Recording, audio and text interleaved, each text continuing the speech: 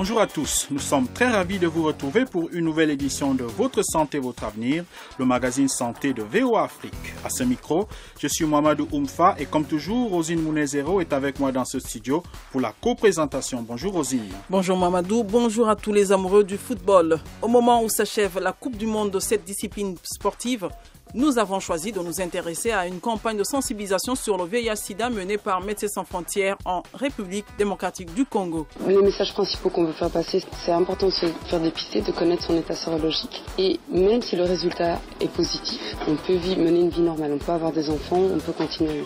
Et donc on veut banaliser en fait la maladie, d'en parler d'une façon simple, comme on parlerait d'une autre maladie. Une campagne de sensibilisation utile dans un pays où, selon une étude sur l'index de stigmatisation des personnes vivant avec le VIH, de nombreux préjugés persistent sur cette maladie.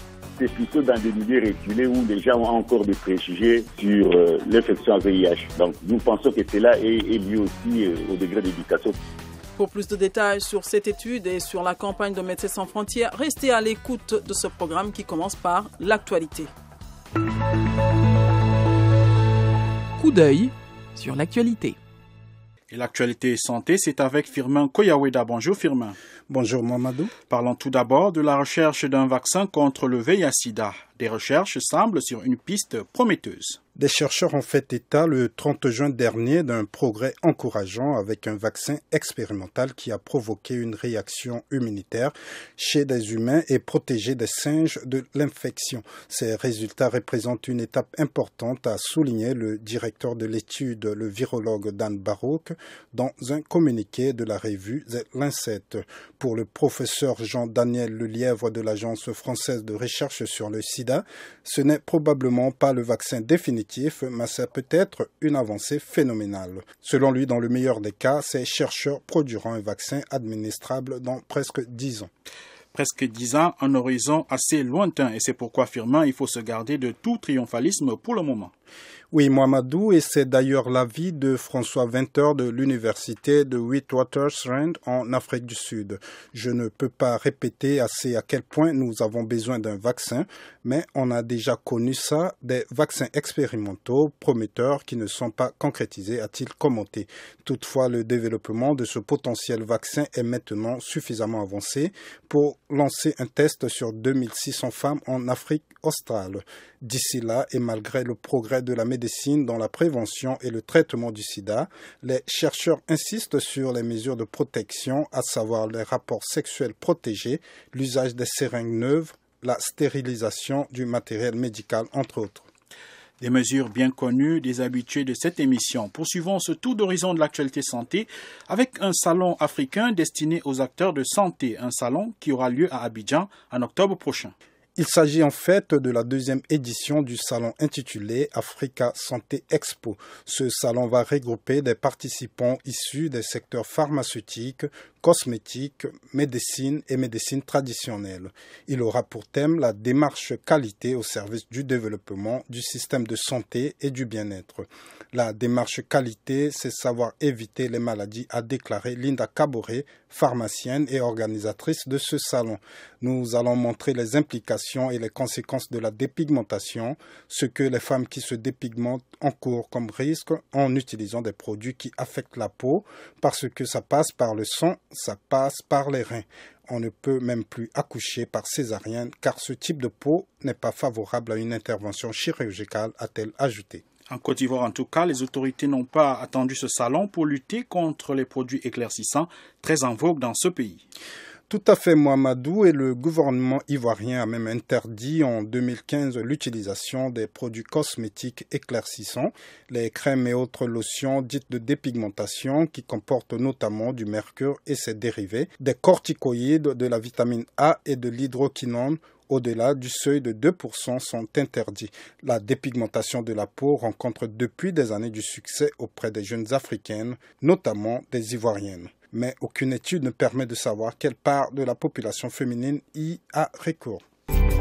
Vous suivez Votre Santé, Votre Avenir sur VOA Afrique. Et terminons cette page actualité en parlant de la recherche du vaccin contre Ebola avec des chercheurs espagnols qui travaillent sur un vaccin qui serait efficace contre toutes les souches du virus de la maladie. Ces chercheurs de l'hôpital public madrilène du 12 octobre travaillent depuis des mois en collaboration avec 2 autres établissements de la capitale espagnole sur des échantillons de sang de 3 patients atteints par le virus et soignés en Espagne. Selon Rafael Delgado, directeur de cette équipe de chercheurs, les 3 patients ont développé des anticorps très efficaces contre la maladie, mais en petite quantité et seulement efficaces contre la souche Zaïre. Le défi de ces chercheurs est désormais de produire des anticorps à grande échelle à travers un vaccin qui puisse être efficace contre toutes les souches du virus, a ajouté Rafael Delgado, responsable du service de microbiologie de cet hôpital. Il faut quand même préciser, Firmin, qu'un autre vaccin expérimental existe. Il s'agit du RVSV-Zebov qui a même été administré lors de la récente épidémie en RDC. Effectivement, Mohamedou, ce vaccin développé par l'Agence de la santé publique du Canada a été jugé très efficace par l'Organisation mondiale de la santé, OMS. Cependant, ce vaccin n'est efficace que contre la souche Zaïre. Le laboratoire américain Johnson & Johnson développe pour sa part un vaccin expérimental contre 2 souches. Rappelons qu'il existe 3 souches de virus associées à d'importantes flambées en Afrique. La souche Zaïre identifiée en 1976 au Zaïre, actuellement RDC, la souche Soudan reconnue en 1979 au Soudan et en Ouganda, et la souche Bundibugyo identifiée en 2008 en Ouganda. Merci Firmin pour toutes ces explications et toutes ces nouvelles.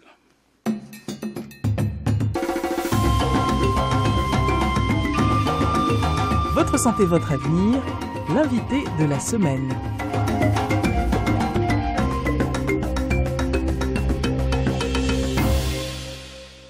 La 21e édition de la Coupe du monde de football organisée en Russie est sans aucun doute le plus grand événement sportif mondial de l'année. Elle intéresse des millions de personnes dans le monde, en particulier en Afrique où le football est quasiment une religion. En République démocratique du Congo, Médecins sans frontières, MSF en sigle, a saisi cette occasion pour parler du VIH-Sida. MSF a produit et fait diffuser une vidéo de sensibilisation pour encourager les populations à se faire dépister, mais également à faire barrage contre la stigmatisation des personnes vivant avec le VIH-Sida. Voici les explications de Pamela Van Zulen, chef de projet SIDA pour Médecins sans frontières en RDC. L'entretien a été réalisé au siège de MSF à Kinshasa, la capitale de la RDC. Pamela Van Zulen, bonjour. Bonjour. Vous êtes coordinatrice du projet SIDA pour Médecins sans frontières ici en République démocratique du Congo. Aujourd'hui, nous allons parler des problèmes de discrimination des personnes qui vivent avec le VIH-Sida ici en RDC. La première question que j'aimerais vous poser, comment est-ce que MSF prend connaissance des cas de personnes victimes de stigmatisation? On sait que généralement, c'est des personnes qui se cachent, qui parlent très peu. Comment est-ce que vous faites pour recenser ces personnes? Nous, dans les structures hospitalières dans lesquelles on travaille ici à Kinshasa, on les découvre au moment où elles arrivent aux soins, aux urgences, dans un état très très avancé de la maladie, parfois presque mourante même. Et c'est à ce moment-là qu'on les découvre, ces personnes-là. Elles restent jusque très longtemps, très tard chez elles, cachées parfois. Et la famille essaye de les sauver et de les amener chez nous, mais c'est déjà presque trop tard en fait. Et parfois c'est même des patients qui ont déjà été soignés chez nous, qu'on avait déjà hospitalisés il y a quelques mois, il y a une année, qui sont sortis guéris, qui ont repris leur traitement, mais avec le contexte de stigmatisation, que ce soit dans la société, à l'église, avec la famille, ces personnes se sont fatiguées, elles ont un peu renoncé à lutter contre la maladie, à abandonner leur traitement, parce que c'est dur, c'est un traitement à vie quand même, et puis suite à ça, elles retombent malades en fait, et c'est un cercle vicieux en fait, dans lequel elles se retrouvent. Vous découvrez ces malades au moment où elles viennent à vous. Oui. Est-ce que vous ne songez pas, par exemple, à mettre en place des structures ou des numéros qui facilitent peut-être l'accès à ces personnes, permettre à ces personnes de se faire découvrir, de mieux se confier à vous, parce que c'est des personnes qui souvent ont peur de se faire savoir, de se faire découvrir. Tout à fait.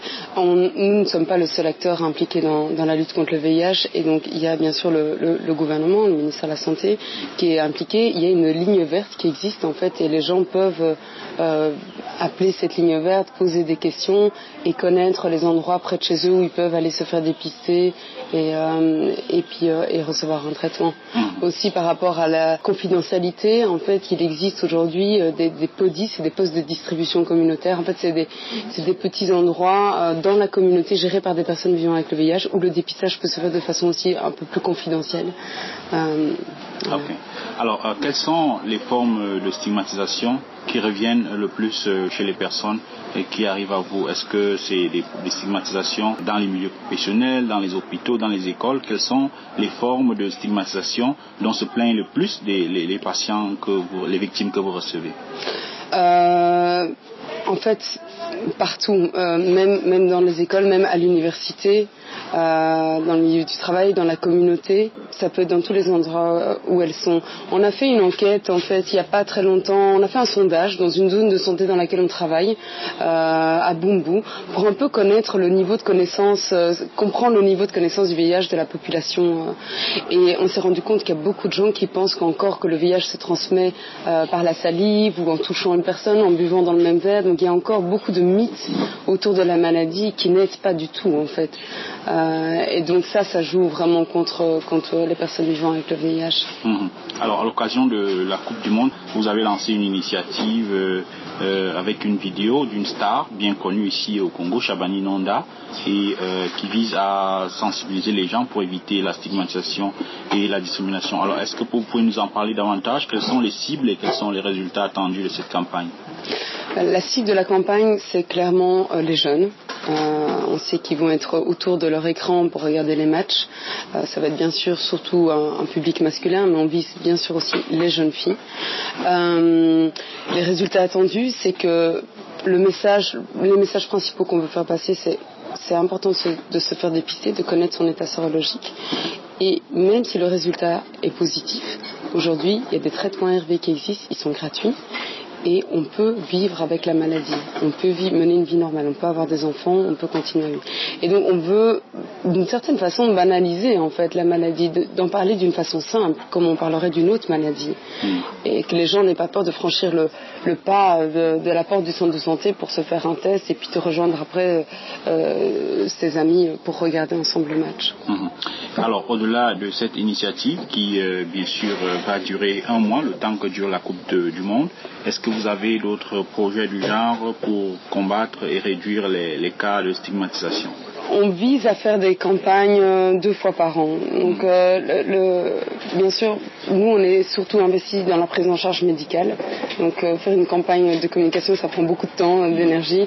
Et nous, on est des médecins, on est des infirmiers. Donc, notre mandat principal, c'est d'être au chevet du malade, au chevet du patient, lui offrir les meilleurs soins. Mais de temps en temps, on sort de notre hôpital et puis pour s'exprimer devant les médias et raconter un peu ce qui se passe. J'allais vous demander justement si vous aidez peut-être, vous orientez les gens, parce qu'il y a un aspect, l'aspect juridique, qui permet de sanctionner, de punir ceux qui posent des actes de discrimination. J'allais vous demander si vous ne pensez pas aussi peut-être à aider les gens, à sensibiliser les gens là-dessus, de leur dire qu'il existe effectivement des lois qui permettent de punir ceux qui posent des actes de ce nature. Tout à fait, et on a souvent l'occasion de l'expliquer aux patients. On se retrouve parfois avec des patients qui sont rejetés de façon complètement illégale, que ce soit au niveau du travail ou autre, et donc là on les conseille et on les oriente vers les services qui sont gérés par la société civile. Il y a un service juridique qui existe et qui permet de conseiller ces personnes vivant avec le VIH pour faire qu'elles puissent se faire respecter leurs droits. Alors, on note aussi que la prévalence du VIH ici en RDC est très faible. On parle même d'ailleurs d'1% ici au niveau de Kinshasa. Est-ce que, en fait, ce n'est pas parce que les gens ne se font pas dépister que la prévalence est aussi faible? Est-ce que aussi ce n'est pas parce qu'il n'y a pas de campagnes offensives, les gens ne viennent pas vers les hôpitaux alors qu'elles sont porteurs du virus? Est-ce que vous menez parfois des campagnes? Vous n'attendez pas seulement les gens dans les hôpitaux, vous allez aussi vers eux? Alors, par rapport aux au pourcentage de la prévalence, on se base sur une étude officielle qui a été faite il y a plusieurs années et qui parle de 1,2% pour la RDC, dans certaines zones du pays un petit peu plus élevé. Donc ça, on peut pas dire aujourd'hui si est-ce que ça devrait pas être plus élevé ou pas. On doit se baser sur une étude vraiment scientifique pour ça. Par contre, c'est vrai que quand on fait des campagnes de dépistage, donc par exemple lors d'un concert ou lors d'un événement où on met une tente et on invite les gens à venir se faire dépister, on trouve le même taux de prévalence, donc plus ou moins 1%. On trouve peu de cas positifs. On a fait plusieurs fois des campagnes comme ça auprès de populations clés, auprès des professionnels du sexe, où la prévalence peut être un petit peu plus élevée, mais on ne trouve pas des prévalences qui sont vraiment très différentes. Et raison pour laquelle, du coup, on ne fait plus des grosses campagnes, parce que ça demande des moyens énormes pour trouver finalement quelques cas. Et on se concentre beaucoup plus au niveau des hôpitaux, au niveau des structures de santé, sur le dépistage dans les services. S'il y a un patient qui arrive mal nourri en médecine interne, le prestataire ait le réflexe de faire le dépistage, de se dire il y a peut-être autre chose derrière. Et donc on s'investit beaucoup plus là-dedans. On fait aussi tout ce qui est index testing, c'est-à-dire que un patient VIH positif, on l'invite, lorsqu'il aura pu partager son statut sérologique avec sa famille, on l'invite à amener sa famille pour qu'elle se fasse dépister. Parce que là, bien sûr, on trouve une prévalence plus élevée parmi ses partenaires sexuels, ses enfants. Oui, j'allais justement vous demander si une personne vient vers vous, vers MSF, et se dit j'ai été rejeté, j'ai été victime de stigmatisation, qu'est-ce que vous faites concrètement? Quelle assistance vous apportez à cette personne? Donc nous, au-delà des soins médicaux en tant que tel, on a tout un service de soutien psychosocial. Pour nous, ça fait partie du package à part entière, quoi. Autant que donner le traitement, c'est le support psychosocial. Et donc on a des conseillers qui écoutent le patient, que ce soit au moment où il se fait dépister, au moment où il est, même s'il est sous traitement depuis 1 an, et on a différentes manières de parler avec lui, d'essayer de comprendre ses problèmes, d'essayer de l'appuyer, d'essayer de l'aider à pouvoir vivre ses problèmes et continuer son traitement, en fait, pour le soutenir dans son adhérence. Voilà, donc ça c'est nous ce qu'on fait à notre niveau pour aider les patients. Et par rapport à la stigmatisation, on veut aussi de plus en plus pouvoir mieux comprendre aussi pourquoi les églises font passer des messages qui sont faux. Il y a quand même certaines des églises qui disent aux patients qu'ils doivent arrêter leur traitement ARV parce qu'ils vont être guéris par la prière. Et tous ces messages-là, évidemment, ça n'aide pas. C'était donc le docteur Pamela Van Zulen, chef de projet SIDA pour Médecins sans frontières en République démocratique du Congo. Quelqu'un l'a vécu. Voici son témoignage. Il faut reconnaître qu'en RDC, de nombreuses personnes ont toujours peur de se faire dépister. Également, la stigmatisation et la discrimination continuent contre les personnes vivant avec le VIH. C'est en tout cas ce qu'a démontré une enquête sur l'index de stigmatisation menée par l'UCOPLUS, l'Union congolaise des organisations de personnes vivant avec le VIH. L'enquête a été conduite de septembre à novembre 2012. 1475 personnes ont été interrogées sur l'ensemble du territoire congolais. Le docteur Olivier Wallawalla a fait partie de l'équipe de coordination de cette étude. Depuis Kinshasa, il nous a parlé des constats de la dite étude. Ce que nous avons à constater, effectivement, la discrimination en République démocratique du Congo existe sous toutes ses formes. Mais il a été démontré que la stigmatisation et la discrimination étaient beaucoup plus prononcées dans des milieux ruraux, moins dans les villes en province, moins encore en grandes villes comme la capitale à Kinshasa. Donc, à Kinshasa, les gens comprennent mieux, ont plus la facilité de collaborer ou de vivre avec des personnes infectées, moins que dans les chefs-lieux des provinces, encore moins dans des villes. Donc, l'effet de discrimination dépend d'une ville à une autre. Donc, c'est moins prononcé dans des grandes villes comme Kinshasa, Lubumbashi, Bunia, et Goma, et c'est beaucoup plus prononcé dans les milieux ruraux. Est-ce que c'est une question de culture, à votre avis? Oui, nous pensons que cela est lié à une question de culture, aussi à une question d'éducation. Il y a toujours des préjugés vis-à-vis des personnes qui vivent avec le VIH. En ville où les gens sont suffisamment sensibilisés et éduqués, les gens ont compris que c'est une infection chronique avec laquelle les gens peuvent vivre normalement, sans problème. Et c'est plutôt dans des milieux reculés où les gens ont encore des préjugés sur l'infection à VIH. Donc, nous pensons que cela est lié aussi au degré d'éducation. Puis, dans le milieu où les gens sont beaucoup plus instruits, la discrimination est de moins en moins importante par rapport aux villes où les gens ont un niveau d'instruction ou de culture, je dirais, un peu moins que par rapport aux grandes villes. Et l'étude, elle a porté sur tout le territoire de la RDC? Oui, l'étude avait concerné les grandes villes de l'ancienne configuration de la République. L'étude était menée que sur 10 provinces et ça n'avait concerné que le chef-lieu des provinces. Nous pouvons dire que ce que nous avions à l'époque comme résultat était une photographie ou un cliché de la perception que les gens avaient du VIH dans les grandes villes. Mais il était démontré que les gens qui venaient des milieux beaucoup plus reculés avaient une perception un peu différente de ceux qui vivaient en milieu urbain. Alors, après cette lecture, y a-t-il un plan que vous entendez mettre sur pied pour tout justement changer les mentalités des communautés quant à l'image et au traitement qu'elles infligent aux personnes vivant avec le VIH-Sida? Oui. Après que l'étude ait démontré que toutes les formes de discrimination et de stigmatisation étaient prévalentes, qui sont prévalentes à la République démocratique du Congo, un certain nombre d'actions étaient arrêtées afin de pouvoir améliorer la situation. Et des projets étaient exécutés pour pouvoir améliorer la perception et la compréhension des gens par rapport au VIH. C'est ce qui avait été fait dans la communauté. Normalement, si les moyens nous le permettaient, on devait rentrer pour pouvoir encore sonder la population afin de voir si la perception qu'elle avait vis-à-vis de l'infection à VIH ou vis-à-vis des personnes vivant avec le VIH, si la discrimination et la stigmatisation sont toujours prévalentes, ou même celles où il y a une amélioration. Mais un certain nombre d'actions étaient menées pour pouvoir améliorer les sensibilisations, l'éducation à travers les écoles et des ONG engagés dans la lutte contre le VIH pour pouvoir améliorer ces situations de discrimination et de stigmatisation vis-à-vis des personnes vivant avec le VIH. Et quel est le message que vous véhiculez pour tout justement éradiquer la discrimination auprès des personnes vivant avec le VIH?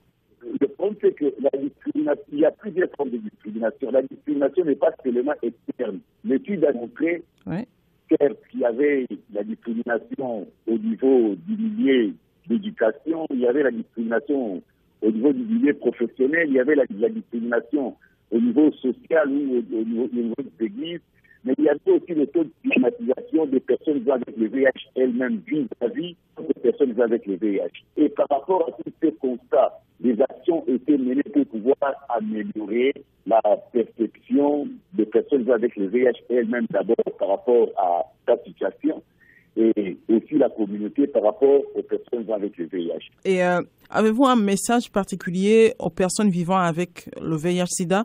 Bon, pour ce qui concerne les personnes avec le VIH, c'est que nous pouvons dire la majorité des personnes vivant avec le VIH sont suffisamment éduquées et sensibilisées par rapport à l'infection. Selon les comportements des personnes que nous côtoyons, nous pensons que des améliorations ont quand même été constatées dans les chefs des personnes avec le VIH. Et vu le travail que les organisations de lutte contre le VIH ont eu à mener, nous pensons qu'il y aurait suffisamment de changements par rapport à cette question-là. Donc, selon vous, il faudrait une autre étude pour actualiser aussi les données, et même les messages, quoi. Oui, les messages ont été actualisés, mais je pense qu'il nous faudra beaucoup de moyens pour pouvoir, encore une fois, mener une étude pour faire une comparaison des clichés que nous avons en 2012 et l'état actuel des choses. Et nous lançons d'ailleurs un appel à toutes les personnes de bonne volonté qui peuvent venir en aide à cette organisation afin de pouvoir les aider à avoir des moyens pour pouvoir mener une nouvelle étude, afin de pouvoir faire une comparaison, voir si le travail abattu par l'Union congolaise des associations de personnes vivant avec le VIH et les autres associations de lutte contre le VIH qui travaillent en collaboration avec elles ont eu à avoir un effet positif sur la population au niveau de la République. Nous remercions le docteur Olivier Walla qui nous répondait depuis Kinshasa en RDC. Questions et commentaires, c'est maintenant. Chers auditeurs, un expert vous répond.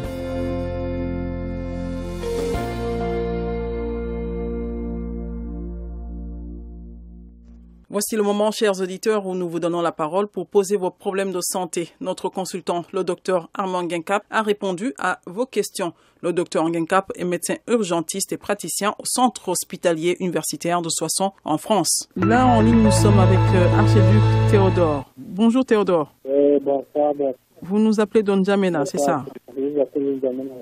D'accord. Et vous avez une question à poser à l'expert, au docteur Nguenkap, c'est ça? Exactement, c'est ça. Et ma question est de savoir comment lutter efficacement contre les vers intestinaux. Comment lutter efficacement contre les vers intestinaux, c'est ça votre question? Oui, c'est bien ça, oui. Merci beaucoup Théodore d'avoir appelé. D'accord, merci, bonne suite de l'émission. Merci beaucoup. Ce que je peux dire à Théodore, c'est que les vers intestinaux, et on en a notamment 3, les oxyures, les ascaris, le ver solitaire routénien, sont des parasites qui ne peuvent survivre seuls car ils ont besoin d'un organisme hôte pour rester en vie et surtout pour se reproduire. Et ces vers intestinaux et notamment les larves qui les accompagnent sont souvent présents bien sûr dans la sphère digestive et éliminés dans les matières fécales.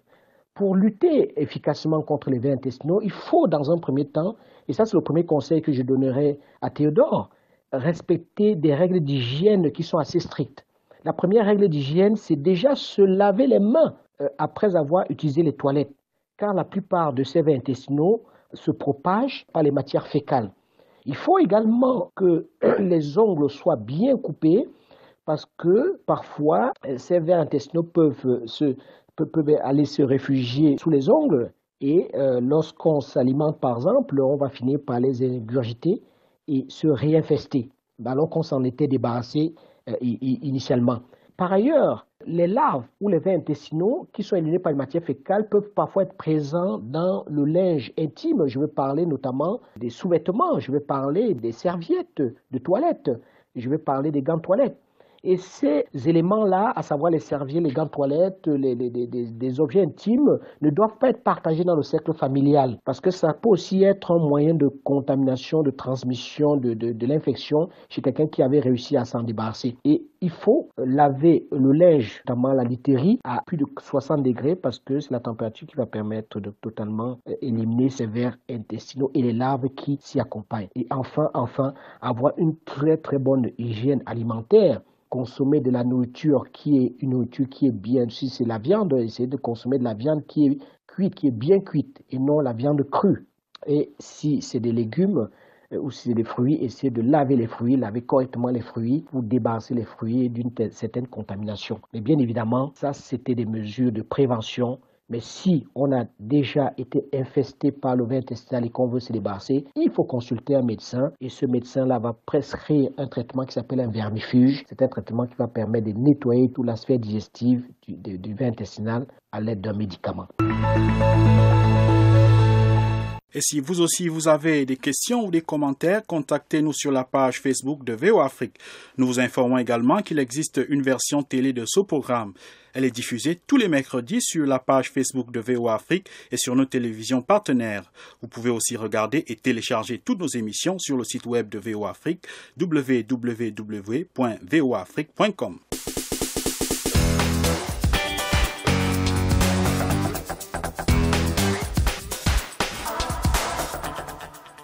Et c'est ici que prend fin votre santé, votre avenir. Cette édition était consacrée à la campagne de sensibilisation sur le VIH-Sida menée par Médecins sans frontières en République démocratique du Congo. Une initiative qui vise à encourager le dépistage et lutter contre la stigmatisation des personnes vivant avec le VIH-Sida. Pour en parler, nous avons reçu comme invité le docteur Pamela Van Zolen, chef du projet Sida pour MSF en RDC. Elle nous a parlé des cibles et résultats attendus autour de cette campagne organisée pendant la 21e édition de la Coupe du monde de football. Nous avons aussi écouté le Dr Olivier Walla, co-auteur d'une enquête sur l'index de stigmatisation des personnes vivant avec le VIH-Sida en RDC. Il nous a parlé des constats qui se dégagent de l'enquête. Nous leur disons merci. Nous disons également merci à Firmin Koyaweda qui était avec nous pour vous présenter les événements qui font l'actualité santé. Merci à nos différents correspondants en RDC, Gabriel Nina à Lubumbashi, Bero Matanda à Kinshasa et Erika Smouissi à Beni, qui ont aidé à la préparation de cette édition. Une édition réalisée avec le concours de Tchèque Thiero et de Carl Sterling qui était à la console. À la présentation, vous étiez avec Rosine Monezero et j'étais en compagnie de Mamadou Oumfa. Continuez à écouter VOA Afrique et n'oubliez surtout pas de prendre soin de votre santé, car votre santé, c'est votre avenir. À très bientôt. C'était Votre santé, votre avenir, une production de VOA Afrique. Pour vos commentaires, vos questions ou vos témoignages, retrouvez-nous sur voaafrique.com ou sur notre page Facebook VOA Afrique.